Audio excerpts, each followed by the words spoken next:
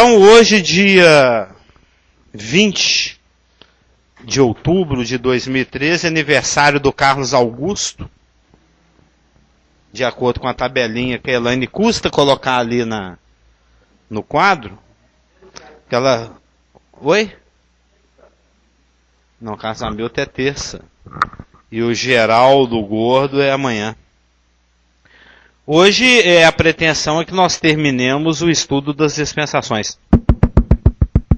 Cadê o Cliff para bater palma? Qual o estudo? O Manejando Bem a Palavra da Verdade. Tem que somar primeiro aí uns 20 estudos para poder encher um DVD. E nós já temos visto através do pequeno livreto do senhor Ciro que o Senhor contempla a humanidade e ele percebe a existência de 3 classes de pessoas. Existem os povos, os goi, os não-judeus ou os gentios. Dentre esses vários povos, o Senhor chamou um homem, Abraão, e fez dele uma nação, que é a nação de Israel. E que quando o Senhor esteve aqui pela primeira vez, ele veio para os que eram seus, o seu povo, porque o seu nome será Jesus, porque ele salvará o seu povo dos seus pecados. E esse povo não o reconheceu. Então agora Deus pôs em ação o plano B, e de muitos gentios e de alguns judeus, ele tem feito uma noiva para o seu filho, que não é uma organização, não é um nome na parede, não é um registro no cartório, é um corpo formado por pessoas que nascem de novo, desde o dia de Pentecostes até o momento do arrebatamento, e independente do local onde se reúne, do horário onde se reúne, ou da raça ou do país de onde essa pessoa veio, o Espírito Santo dá um novo nascimento e vai formando a igreja invisível, a noiva de Cristo, que atravessa séculos e que está em todos os lugares, né? Inclusive denominações com o papel escrito, a plaquinha na parede. Isso aí não... Como nós vimos semana passada, é a igreja professante. É aquela que professa a Cristo. Mas isso não quer dizer necessariamente que ela faça parte da igreja. Então, depois de termos visto com Scofield que Deus contempla a humanidade através dessas 3 divisões, o judeu, o gentio e a igreja, cada um tem as suas promessas, cada um tem os seus juízos. Nós temos estudado as dispensações. E nós estamos vendo que a dispensação é aquele período de tempo que Deus recorta na história. Desde o dia em que o homem foi criado lá no Éden, até o momento em que os céus e a terra passarão com estrepidoso estrondo para dar ensejo ao trono branco e à eternidade e à Nova Jerusalém. Esse período que vai desde a criação do homem até o fim do mundo, literalmente, quando os elementos se desfarão, Deus tem dividido o período da história em períodos durante os quais, bom dia, sob as mais diversas circunstâncias, ele tem colocado o homem à prova. Então, esse período que vai desde a criação de Adão, bom dia, até a velha terra e os velhos céus passarem, Deus tem dividido o tempo em períodos com características diferentes, com características variadas, inocência, consciência, governado pelos homens, sob promessa, sob a lei, sob o governo direto de Cristo, sob a graça, mas períodos esses que, mesmo sendo tão diferentes, às vezes é a dura lex, né? Se nós tivéssemos uma advogada presente que ela confirmaria, né? Dura lex, sed lex. Ela tá matando a escola dominical. Hoje ela tá dormindo é lá dentro. É horário de verão, ela não consegue abrir mão dessa hora. Ela tá lá com a cabeça baixa dentro na mesa lá, sua mãe, só tá dormindo ali, babando. Ainda bem que o pãozinho da escola dominical da ceia já tá aqui, né? Não ia babar no pão. Mas o Marcelo foi lá conferir. Leva o folheto pra ela assistir daí, ó. Mas períodos esses durante os quais, os mais variados períodos durante os quais Deus tem colocado o homem à prova e o homem tem falhado. E o homem tem falhado. Mesmo que seja uma pequena revelação, como não coma daquela árvore, que senão você morre, até 613 mandamentos que é a lei, o homem falha. O homem falha em inocência, o homem falha consciente, o homem falha sendo governado, o homem falha sob a graça, o homem falha sob o governo direto de Deus. Bom dia. Bom dia. Então, mesmo sobre um período duro como foi o período da lei, ou mesmo num período tranquilo, um período em que não existem exigências condicionais, como foi na lei, que é esse período da graça, mesmo assim, em ambas as circunstâncias, assim como em todas as circunstâncias, o homem tem falhado. Porque a lei, quando a lei foi dada, lá no Monte Sinai, para a nação de Israel, porque tem duas dispensações que são particulares. Dizem somente respeito à nação de Israel, que é a dispensação da promessa e a dispensação da lei. Né? As promessas feitas aos patriarcas e a lei dada a Israel, lá no Monte Sinai. Isso está lá em Êxodo 19. E quando o Senhor, através de Moisés, propôs a lei, a nação, está lá em Êxodo 19:8, presunçosamente falou, não, tudo que o Senhor disser, faremos. Cruza aí que eu marco o gol, né? Pode fazer o cruzamento aí que deixa comigo. Mas o que eles não percebiam naquela época é que o propósito da lei era para ela ser cumprida, só que não era para ela ser cumprida, porque o homem não consegue cumpri-la. O homem está vendido ao pecado, ele está escravizado pelo pecado, ele tem uma natureza pecaminosa que o afasta de Deus. Isso aconteceu lá no Éden, quando o primeiro casal resolveu desobedecer a Deus. Decidiu que Deus era mentiroso e que Satanás é que fala a verdade, e eles se afastaram de Deus. A questão da lei é que a lei dá o diagnóstico. A lei diagnostica o problema do homem, mas não dá a solução. A lei, ela aponta o problema do homem. E nem que quando Deus exige que o homem cumpra 613 mandamentos, e Tiago fala que se o homem falhar em um deles, ele já falhou em todos, isso revela a incapacidade do homem, a incapacidade natural, a incapacidade inerente do homem de cumprir aquilo que é segundo o caráter e a vontade de Deus. Porque a lei revela o caráter de Deus. A lei revela a forma como Deus é e como Deus pensa. Porque o propósito da lei é exatamente apontar essa incompatibilidade. Que o homem, no seu estado natural, ele está no estado de incompatibilidade com Deus. Deus é um Deus santo e o homem é um ser, é uma criatura vendida, escravizada pelo pecado. Porque aquele que comete pecado é escravo do pecado. E todos pecaram.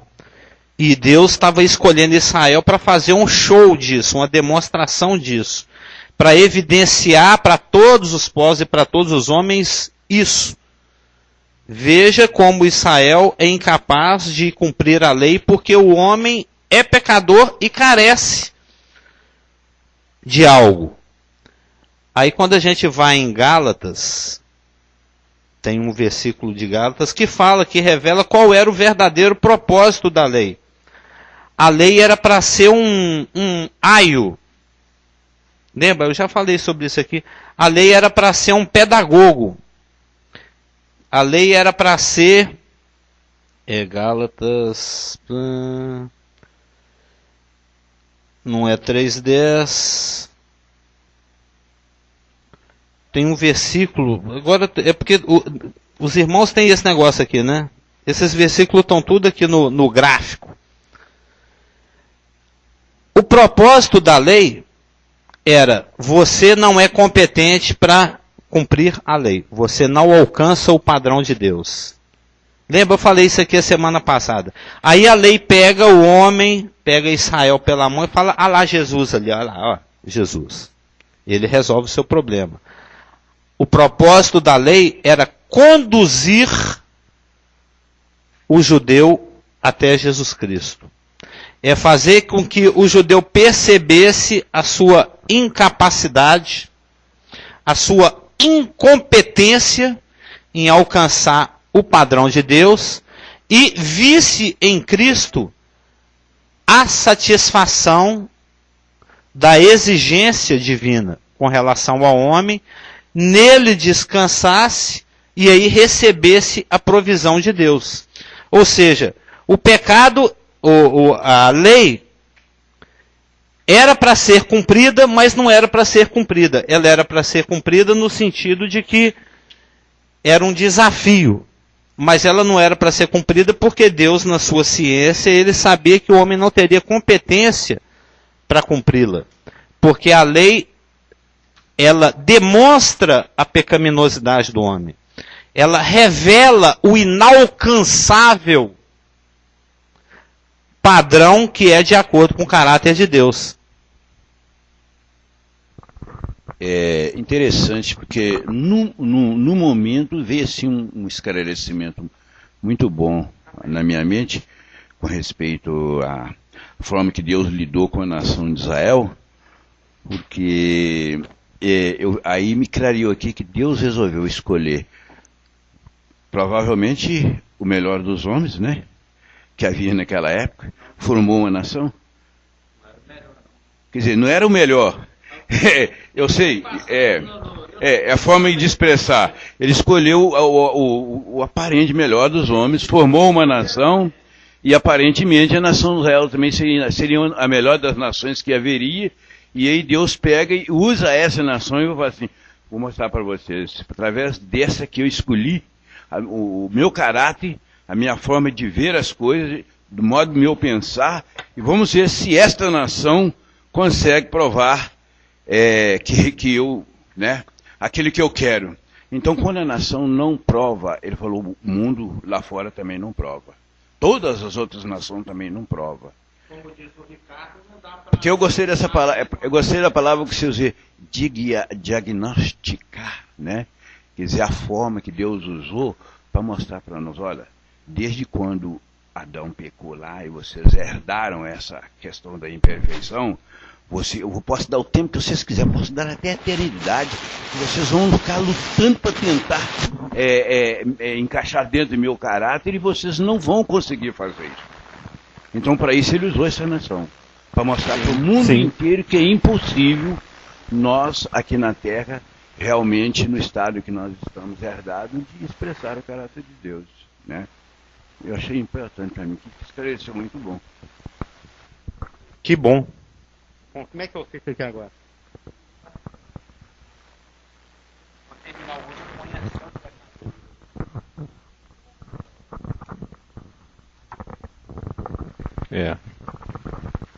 Eu estou vendo um outro prisma. Interessante isso. Deus chamou um homem e dele fez uma grande nação, como está escrito. Até chegar ao ponto de chegar ao Sinai.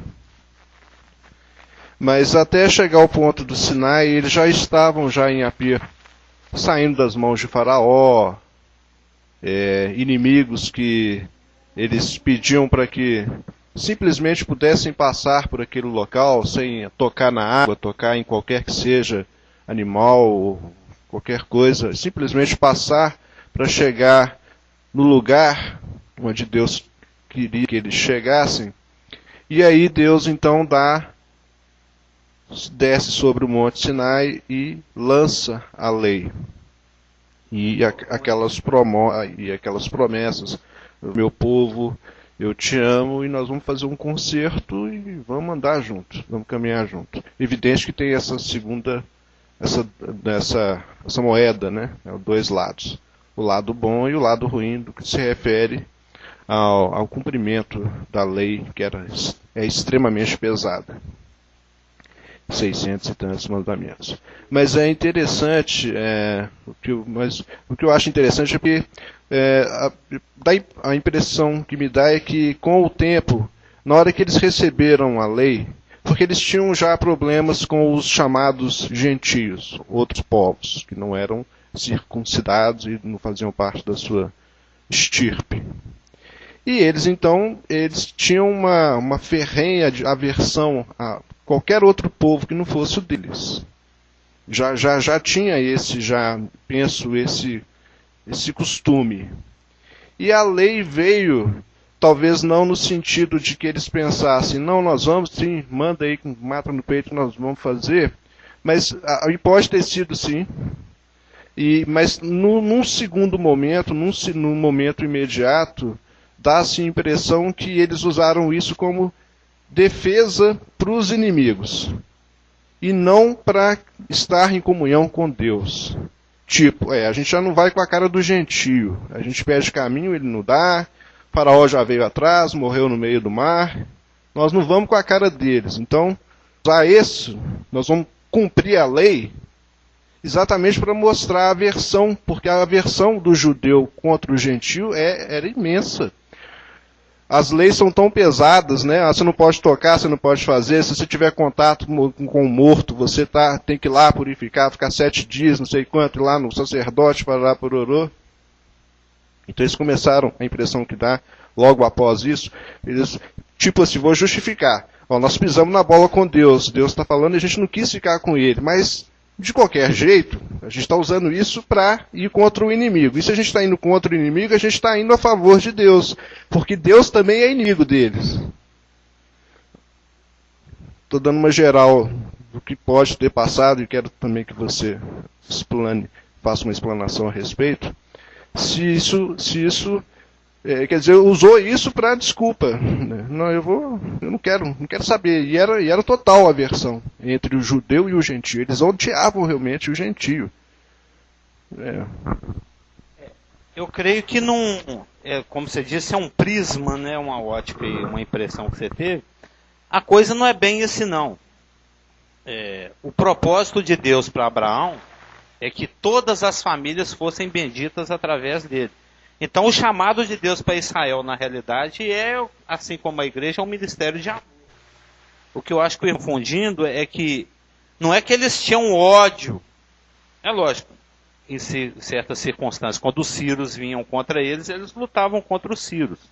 É uma defesa, é uma coisa natural. Mas acho que o que o irmão está confundindo não é que eles eram chamados a ter ódio dos povos ou tinham ódio dos povos. O que eles tinham era uma percepção muito aguçada da própria vocação. O que eles tinham era uma percepção. No próprio Êxodo 9, Deus fala, olha, eu estou te chamando para ser uma nação santa, para ser uma nação separada. Você vai ser distinto, você vai sobressair. Esse era o propósito de Deus, que eles fossem diferentes. Já viu na internet aquele monte de ovinho amarelo, tem um azul, né, ali no meio. O chamado de Israel era para ser aquele ovo azul, aquela coisa distinta que chamasse a atenção. Todo mundo adorando vários deuses e eles ligados a um Deus só, dentre outras coisas. Então o que eles tinham era uma percepção muito grande, muito aguçada da própria vocação, da vocação de distinção, de santificação para o qual eles foram chamados. E para a coisa funcionar era necessário que eles se mantivessem obedientes e fiéis a essa vocação de separação para a qual Deus os havia chamado. Um dos aspectos disso é que eles não se misturassem com os povos, com os outros povos, porque senão ia diluir. Daí a pouco, quem que é judeu? Se os judeus estivessem se casando, se dando em casamento de uma forma absoluta e indiscriminada nos últimos 20 séculos, não seria possível distinguir mais. Mas eles se mantêm coesos, se mantêm unidos, se mantêm presos às suas tradições, à sua religião, às suas festas que são perpétuas, têm o seu próprio calendário, deveriam ter o seu templo, ainda não tem, mas vão ter em breve. E com isso eles vão mantendo a distinção. E isso está presente lá na mentalidade deles desde muito cedo. Desde a época dos patriarcas. Tem aquele episódio lá em que tem um príncipe dos povos lá da terra de Canaã que se apaixona pela filha do Jacó, a Diná. Ele é bem intencionado em casar com ela, mas dois irmãos lá se levantam e montam um ardil lá, de tal forma a permitir que isso não acontecesse. E se o irmão for varrendo as escrituras através de todo o Velho Testamento, vai ver que isso sempre foi presente. Essa necessidade de se manter distinto.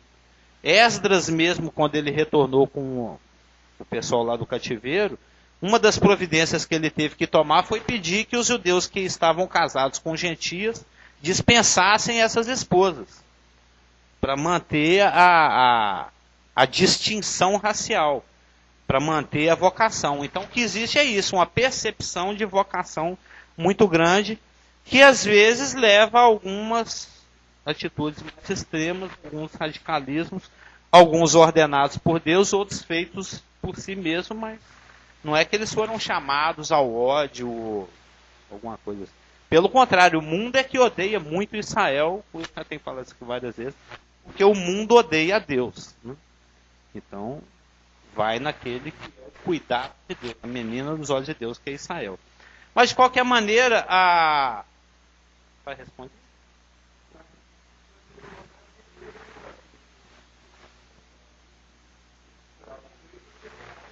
Sim.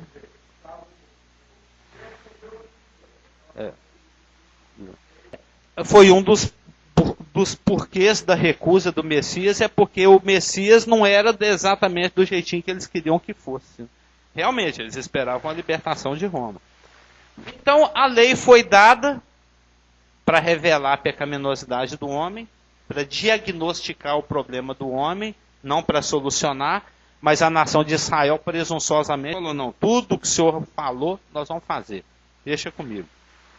E eu até comentei aqui na semana passada que quando Moisés desceu com as tábuas para estrear a lei, eles já estavam descumprindo o primeiro mandamento da lei, que era não ter outro Deus além do Senhor, né? Shema Israel, Adonai Elohim, Adonai Errad, né? Escute Israel, o Senhor nosso Deus é o único, o Errad, né? O Senhor, o único. E eles já estavam lá com um bezerro lá. Então até que Moisés ficou meio chateado, chutou uns negócios lá e quebrou um pedrinho. E os 8 séculos e meio que vieram depois disso, por 850 anos seguintes, a partir lá de 1400, 1450, a época do Sinai, até lá no ano 605, por conta do cativeiro babilônico, que a gente estudou em Daniel, do Nabucodonosor, lembra? A nação pisou tanto na bola, a nação transgrediu tanto a lei, ela feriu todos os mandamentos da lei, todos, em especial o primeiro, a questão de não ter outro Deus além do Senhor, a ponto de o Senhor permitir que eles fossem levados em cativeiro.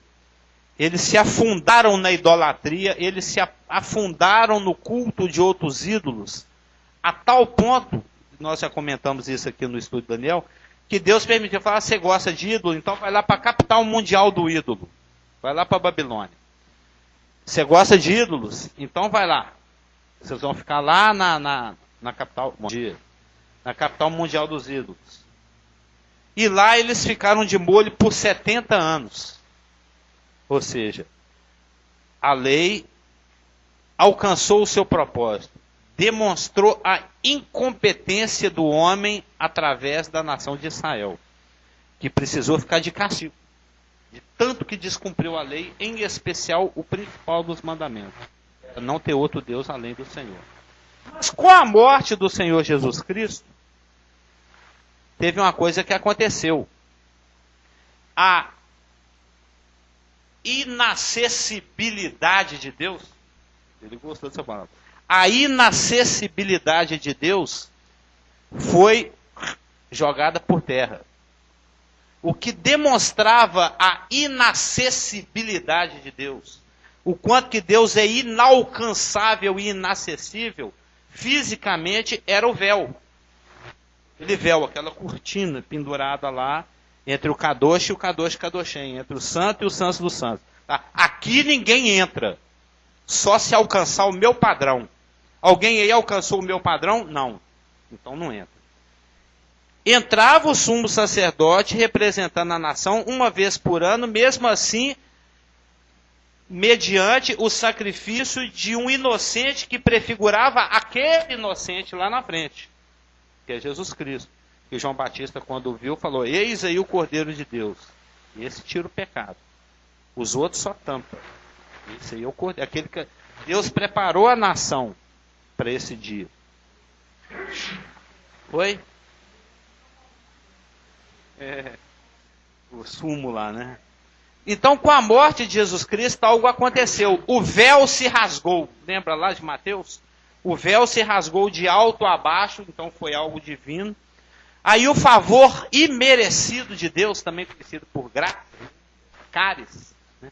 O favor imerecido de Deus foi derramado sobre todo mundo. Não apenas, God bless you, não apenas ao judeu, mas também sobre os gentios. Aí Deus pôs em ação o plano B. Qual que é o plano B, Dom Rafioso? A igreja. Vai fazer uma indagação e ou comentário. Não, eu estou pensando sobre a questão de... Porque você fala de lei, tem a ver com obediência, tá certo? Sim, exigência de obediência. E desde do Éden, quando Deus falou, você pode comer de todos os frutos, menos dessa aqui, não deixou de ser uma lei, a gente pode falar assim, né? É um mandamento, né? E eu estava pensando nessa questão de obediência, porque obediência, eu estava pensando nisso outro dia, obediência por obediência leva a lei e uma certa autojustiça. Então eu vejo que o que na realidade, Adão, ele não conheceu o coração de Deus. Porque se ele tivesse conhecido o coração de Deus, ele teria obedecido não por obediência, mas primeiro por amor a Deus. A gente pode dizer assim? Absolutamente que sim. Eu até gostei, depois vou até anotar. Então, assim... Ele desobedeceu porque não conhecia o coração de Deus. Ele não teria desconfiado de Deus por sugestão de um terceiro. E assim, Deus havia dado tudo a ele. Não só toda a terra, os animais, o domínio de tudo, mas essa árvore aqui. Então, assim, de tudo. E eu vejo assim que ele falou assim, mas por que ele me deu tudo e não aquela? Porque eu acho que o fato de pecado não foi uma coisa assim, na hora. Era alguma coisa que já estava de alguma coisa já tinha uma sementinha ali, porque imagina, ele tinha tudo. Ele tinha tudo. Mas não tinha aquela única... O problema não estava na árvore. Era a questão daquilo que ele não tinha acesso. Tá certo? Então, assim, eu vejo, inclusive, hoje, se a gente tenta obedecer a Deus, por exemplo, eu tenho que fazer isso, eu tenho que orar, eu tenho que dar o dízimo, eu tenho que evangelismo, eu tenho que ir para tenho que fazer evangelismo, eu tenho. Isso é uma lei. E isso, eu vejo isso que leva, de alguma forma, a uma autojustiça. Não, entendeu? E eu vejo isso na minha vida pessoal. Se eu tento obedecer a Deus por obediência, não dá certo. Eu tenho que obedecer por amor, é uma resposta a Deus por algo que está na minha vida, no meu coração, e não uma... E eu vejo isso, desde que você está falando das dispensações, você está vendo que, assim, o que na realidade Deus estava... Eu penso que o que Deus estava testando era o coração do homem mesmo. Né? Não é... toda essa desobediência de Israel, todas essas leis não foram colocadas como uma forma eu vejo assim, de oprimir, mas é de conduzir de uma forma separada, como você falou, mas assim, na realidade Deus está sempre testando é o nosso coração, em resumo disso. Não sei, concorda? Sim, concordo perfeitíssimo e absolutamente. O único ponto realmente é a questão do coração. Filho meu, dá no seu coração. Que eu, lendo outro dia com o Rafildes aí uma passagem que nós estudamos Mateus e João, tem uma parte lá em que o Senhor censura alguns líderes da sua geração, quando ele faz aquele discurso duríssimo lá contra os fariseus lá de Mateus 23, ele fala, ó, vocês dá o dízimo até do centavo, né? Até da folhinha lá de hortelã. Opa, nasceu aqui 100 gramas de hortelã no meu jardim, 10 gramas é lá do templo. São tão preocupados com a minúcia da lei, igual fazendo até para autopromoção, como você falou, dá o dízimo da hortelã, do coentro, etc. E negligencia o principal, que é a questão de um coração rendido. E aí ele fala na questão do amor ao próximo. Que aí você cai lá em Tiago. Se você não ama o irmão a quem vê, como é que você pode dizer que ama a Deus a quem não vê? É só a partir do momento que você ama aquele a quem você não vê, é que você tem a legitimidade, né, a autenticidade de realmente amar aquele a quem você está vendo. Ou seja, o amor ao próximo é um reflexo do amor ao Pai, que é um reflexo uma confiança que o coração que descansa vai retornar no poder. O resto é exteriorização. O resto é folha. Beleza, né? Tá tranquilo. Eu ia perguntar, mas o Espírito Santo é tão fantástico que ele usou a Márcia para me responder, mas eu gostaria de indagar o seguinte. Na viração do dia, né, Deus andava com Adão e etc. Então, quando a gente lê certas passagens na Escritura, parece que é só aquilo, mas não é só aquilo. Ele teve um relacionamento com Adão. Então, quando você fala assim que de repente Adão não conhecia o coração de Deus, eu fico assim meio com uma interrogação na cabeça, porque Deus ele é detalhista, ele é minucioso. A ponto de falar para ele não comer daquela árvore, eu creio que Deus preparou Adão espiritualmente, emocionalmente, pedagogicamente, psicologicamente, sei lá como definir a palavra, mas preparou ele para ele fazer aquela escolha que o Paulo falou que ele caiu porque ele quis.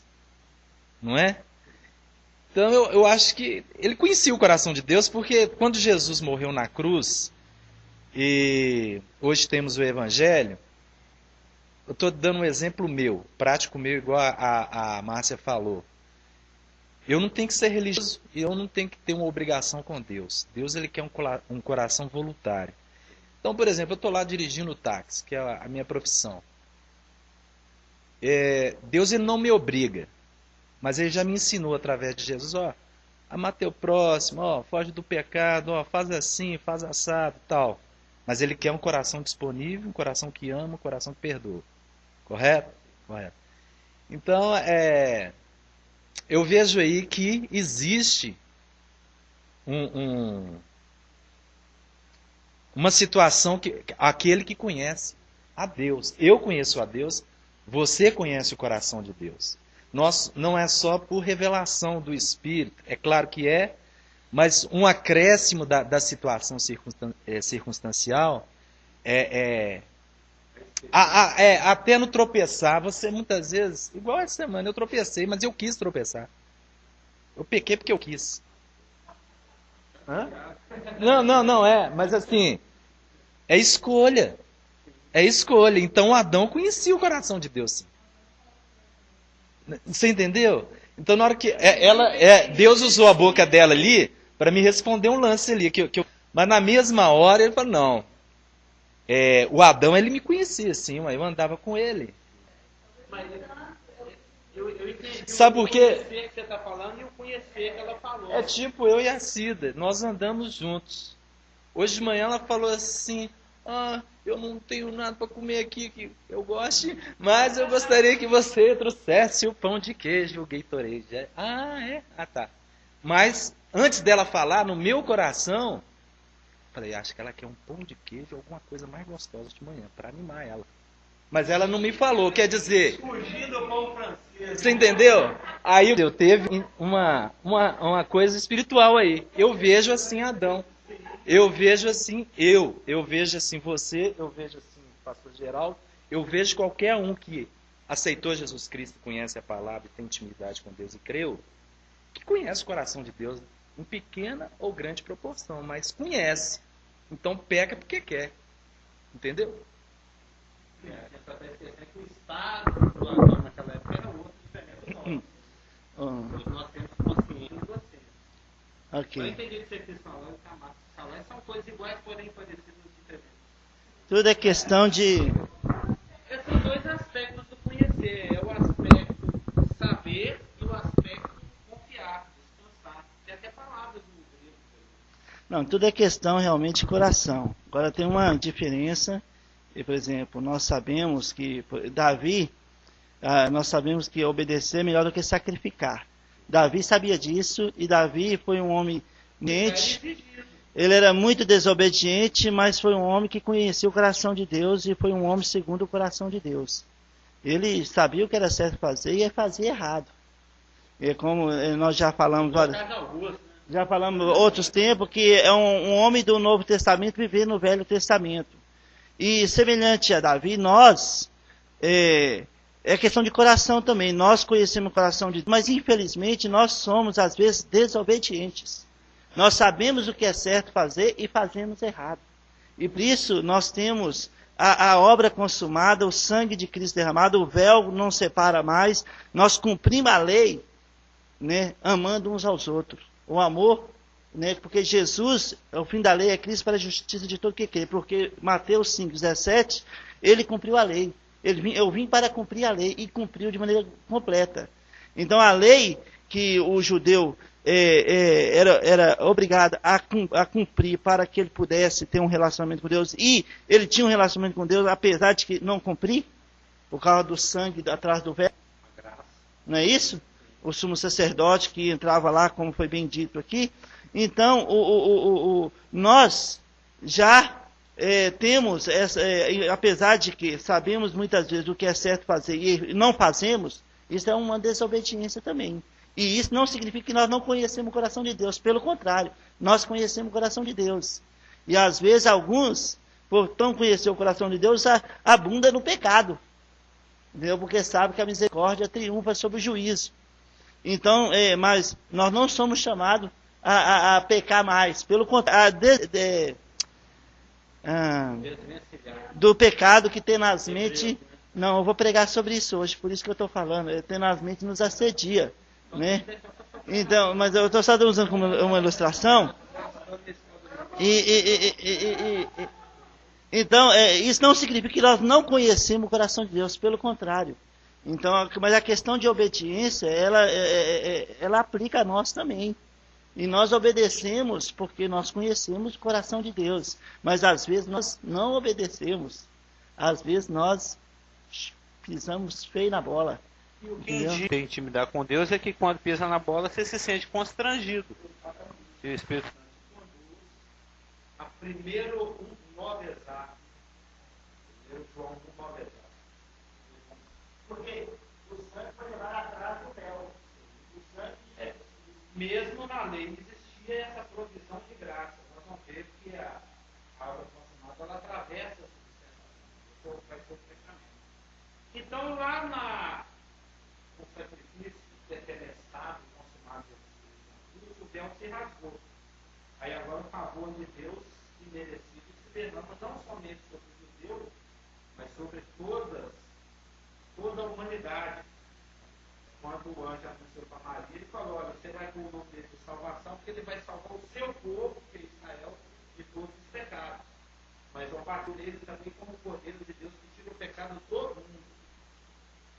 Então, ainda que isso já era previsto, uma recusa de Israel em relação ao seu próprio Messias, como eu li outro dia, eu acho interessante, Israel cometeu o suicídio nacional quando rejeitou o seu Messias. Aí Deus pôs em ação o plano B, que é a igreja. Então, nessa nova dispensação que se abriu, que é a dispensação da igreja, com a interrupção da dispensação da lei, com o fim, Deus agora, eu li isso no escopo, eu achei bonitinho, ele oferece virtude ao invés de exigir virtude. Ele oferece virtude ao invés de exigir virtude. Ele agora, nessa dispensação maravilhosa, que é a dispensação da graça, ele concede, não mediante a exigência de obras. Lembra lá do Efésios 2, 9? Não por obras, para que ninguém se glorie. E se é pelas obras, não é pela graça. Se é pela graça, não é pelas obras. E João 6,29 fala que a obra de Deus é esta: que creiais naquele a quem ele enviou. Quem é que foi o enviado? Foi o Senhor Jesus Cristo. Então, a única exigência que se faz à dispensação é o depósito da confiança e da fé na pessoa de Jesus Cristo. É a única exigência. Os 613 caducaram. Não precisa mais obedecer aquele monte de coisa. É lógico, aquilo revela o caráter de Deus. Aquilo revela a forma como Deus pensa e é. E se nós, a partir do novo nascimento em Jesus Cristo, por crer nele, recebemos o seu Espírito, é óbvio que o Espírito vai nos conduzir em cima daquilo que ele mesmo escreveu. Ainda que o progresso espiritual, a maturidade do dia a dia, o relacionamento com Deus baseado em exigências, mas é em cima daquilo que antes eram exigências, mas que por revelar o caráter, é que vai ser a trilha que o Espírito Santo vai usar para nos conduzir. É óbvio que o Espírito Santo vai te levar a raciocinar junto com Deus, porque foi ele que inspirou o homem a escrever essas coisas que estão aqui. Ou seja, Deus vai nos conduzir, assim como conduziu a Cristo, no cumprimento da lei, mas não por questão de funcionalidade. Eu queria acrescentar o seguinte, essa observação que a Márcia fez, ela falou assim que a gente tem que tomar cuidado para a gente ficar na lei, né? E você está falando que não é uma questão de exigência, mas eu observo pelo aqui o seguinte: você equilibra isso com amor. Deus não está te obrigando a nada. Deus nada, mas o meu dia a dia, né, dentro de casa, na rua, etc., vai ser equilibrado. Eu amo meu pai, né? Meu pai trabalha e eu também trabalho. Entendeu? É uma questão de escolha que eu faço a cada fração de segundo de amar. Eu estava conversando com o Cliff no restaurante, ele falou assim: a minha tática para falar com as pessoas é sobre o amor. Realmente tudo está girando, eu não sei se você percebeu na sua fala, desde que eu tenho observado você falar, tudo está girando no amor de Deus. Tudo se consuma nisso. Eu te amo, né? Você quer me amar também? Né? Você quer ser meu amigo? Eu quero ser seu amigo. Eu quero idade contigo e tal. Você entendeu? Eu quero revelar meu coração. Eu vejo assim. Não tem como correr. Que senão você fica religioso, né? E perde aquele fio, né? De união. Porque é sutil. Você fica se cobrando uma coisa que Deus não está mandando ser cobrado.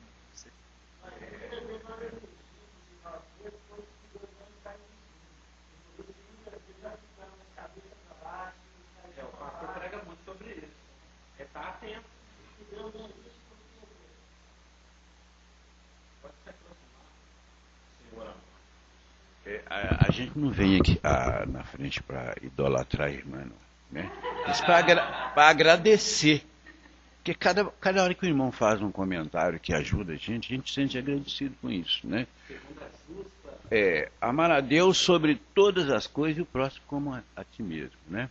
Eu fico achando engraçado que todas as vezes que eu consigo fazer alguma coisa na vida que eu falo assim, nó, isso eu fiz por amor, eu fico feliz demais.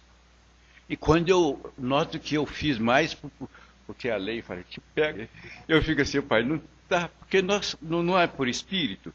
Então, por espírito, nós queremos fazer por amor. Então, às vezes aconteceu uma brincadeira aqui, né? A irmã chegou e falou assim, irmão, estou achando isso assim, meio diferente. Eu fiz alguma coisa com você? Eu falei, não, irmão, é porque eu não consegui chamar você como você merece. Você está vendo? Então, quando nós não conseguimos amar Deus como Ele é amor, aí é que eu fico triste. Eu não estou triste por causa do que a lei fala. Mas é porque eu falo, puxa vida, por que eu não consigo amar esse Deus, Criador de todas as coisas? E que tudo fez, que tudo faz para mim. E vira e mexe, eu estou pisando na bola com Deus. Está vendo? O dia que eu venho para o culto, que eu venho, que é por causa do amor que eu estou sentindo a Deus, o culto é mais gostoso, eu volto mais feliz para casa, eu faço as coisas com mais alegria, porque é o amor de Deus, é o amor de Deus que está me levando a devolver para Ele aquilo que Ele é para mim. Está vendo? Não é porque, não, se eu não for lá, pastor Geraldo é capaz de falar que eu não fui domingos, irmão. Aí não há felicidade nisso. A felicidade é aquilo que eu acho que ela falou, é a questão, o amor. Se é por amor, aí é legal. Bem, podemos orar? Eu preparei 4 páginas para fechar o outro dispensação, consegui falar ainda bem que eu fiz para vocês. Porque mais cedo eu falei que nós íamos terminar hoje o dispensação.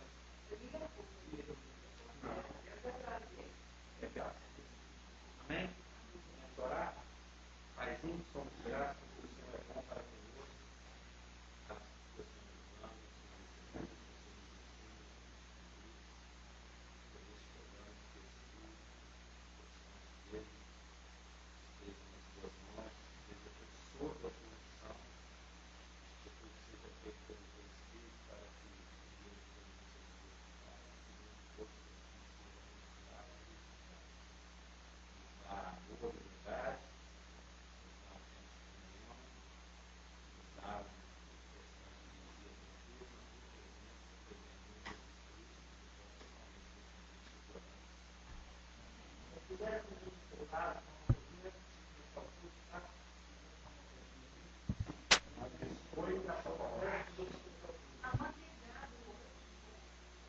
É o de sempre aquele ali, mas ele vai estar falando que é diferente.